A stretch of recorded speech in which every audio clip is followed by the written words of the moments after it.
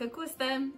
Upam, da se imate v redu v novem letu in upam, da šola nadaljavo ni preveč zahtevna. Danes imamo za vas v nedeljski šoli pripravljen prav poseben svetopisemski eksperiment, pri katerem bomo govorili o odpuščanju.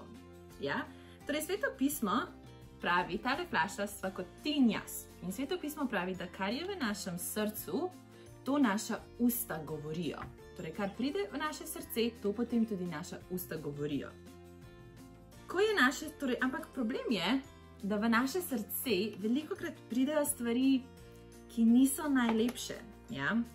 Recimo, kadar vas brat ali sestra razjezita, ali pa vas izzivata, ali pa to vas kar razjezi, ne? In to pride v naše srce. Ja? Ali pa naprimer, ko vas učiteljica krega pred celotnim razredom. To je tudi nekaj, kar nas lahko razjezi. Ja? In to vse pride v naše srce. In ko je naše srce takole umazano, ne more nič lepega priti iz naših ust, nobena lepa beseda, ampak ponavadi samo kakšne grde besede, ne? In tu pravzaprav nastopi odpuščanje. Ja? Svetopismo nas kliče k temu, da odpuščamo drugim ljudem. In ko sprejmemo Jezusa, dobimo pomoč Svetega Duha. Ker problem je v tem, da mi sami od sebe pravzaprav ne moremo narediti kaj dosti, da bi odpustili drugim ljudem. Zato potrebujemo pomoč Svetega Duha.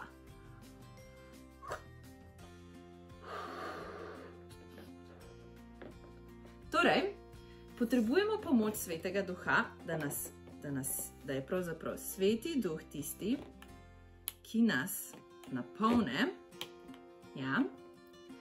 In ko smo takole napolnjeni s Svetim Duhom, ko nas Sveti Duh napolnjuje,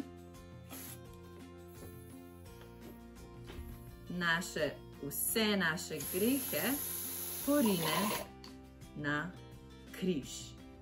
Ja? In na križu je Jezus že umrl za vse naše grehe.